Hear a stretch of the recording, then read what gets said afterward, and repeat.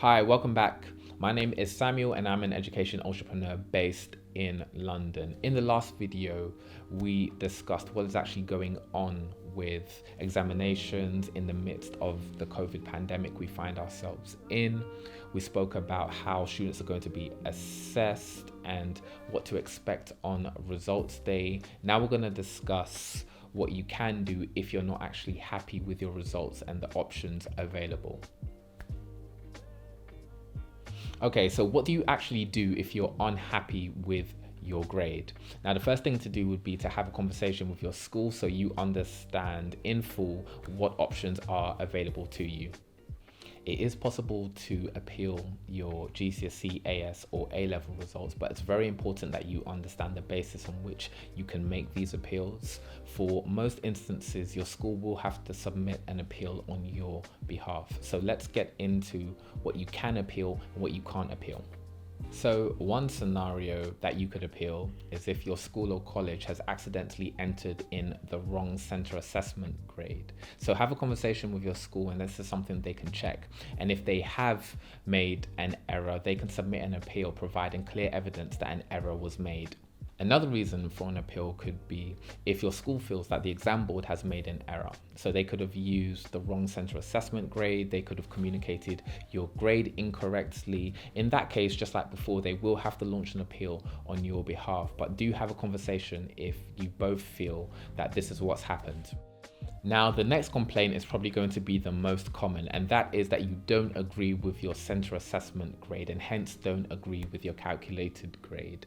Now, unfortunately, it is not possible to appeal on this basis. So long as your school or college has followed the correct procedure, you can't actually appeal this for a number of reasons. One being that would mean that your ranking has to change. And if your ranking changes, that means another student's ranking will also have to change based on the standardized model used by Ofqual.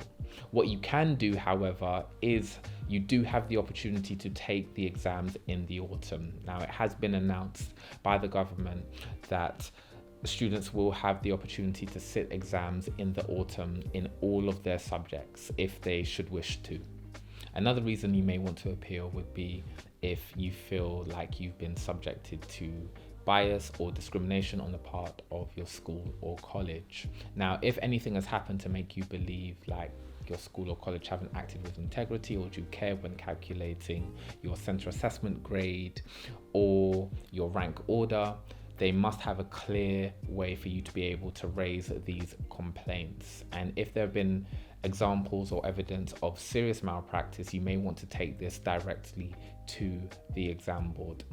Now, if you're eligible for adjustments based on a disability or a condition that you don't think were taken into account when calculating your center assessment grade, your school should have a really clear method and a clear way of you being able to raise these concerns with them. And if you feel that serious malpractice has happened, you may also, just like before, want to raise this directly with the exam board.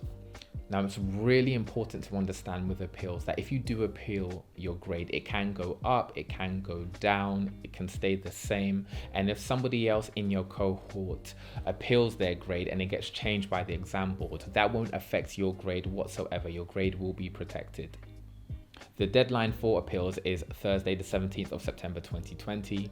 And if you are in the process of pursuing further education or an employer or another program, do have a conversation with them because they'll understand the disruption caused by the pandemic. So you may be able to still go on to further education or defer or have some sort of arrangement made with the institution in question.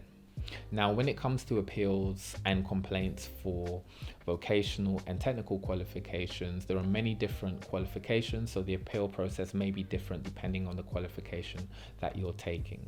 I would definitely suggest you speak to your school or college first to see if they can submit an appeal or a complaint on your behalf. Also, there are a lot of awarding organizations that are accepting complaints and appeals directly from learners. If you're a private candidate, you can go to the exam board directly.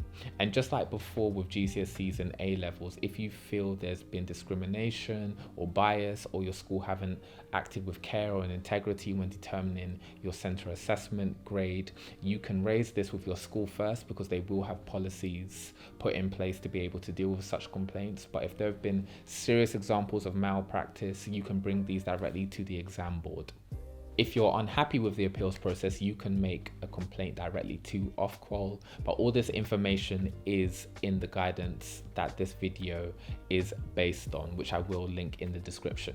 Now, if you're still in a position whereby you do need to take an assessment and you're doing a vocational or technical qualification, some awarding organizations are running more assessments throughout the year, but it's really important that you have a conversation with your school or college so you know what options are available to you.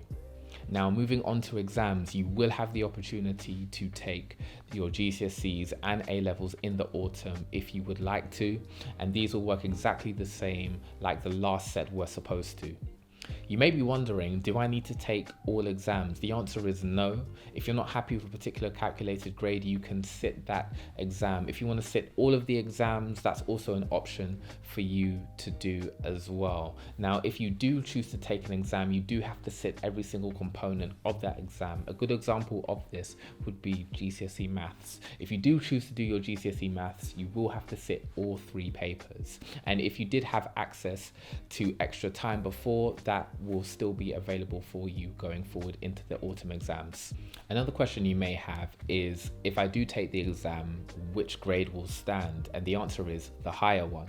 So if you do better in your calculated grade, that stands. If you do better in the actual exam, that stands. So you really don't have anything to lose if you do want to take the exams, because whichever one is higher is the exam result that you're going to take forward. Probably the biggest question that students have is, will I be able to start my university course or my college course or my A levels or my IB? And the answer to that is, you're going to need to speak to the institution directly, because they're going to have their own admission policies and be able to make individual decisions based on the circumstances. So please do get in contact with the institution that you're interested in attending, and they'll help you work through what the different options are. In terms of being entered for the exams, the school or college that entered you in for the summer exams that you weren't able to do are directly responsible for entering you into the autumn set of exams that are coming up. If you've moved away or in a different location, you can make arrangements with a new school or college to enter you in for these autumn exams. Now, if you do want to be entered for these exams, there are some deadline dates that you need to be aware of, and they are the following. So for GCSEs, the deadline for entries will be Sunday the 4th of October 2020 for English language and mathematics, and for all other subjects, the deadline will be Friday the 18th of September 2020. And for A levels, the deadline for entries will be Friday the 4th of September 2020. If you still do have some unanswered questions or confused about anything in this video was based on the guidance released by the government, so I will put a link to that in the description for you to have a read in your own time. If you found this video helpful, please consider sharing it, giving it a like, maybe even a comment. And please do consider connecting with me on social so you can be up to date with the latest education content. So thank you so much for watching. I'm looking forward to seeing you in the next video. Have a great day whatever you're doing, and I'll see you next time.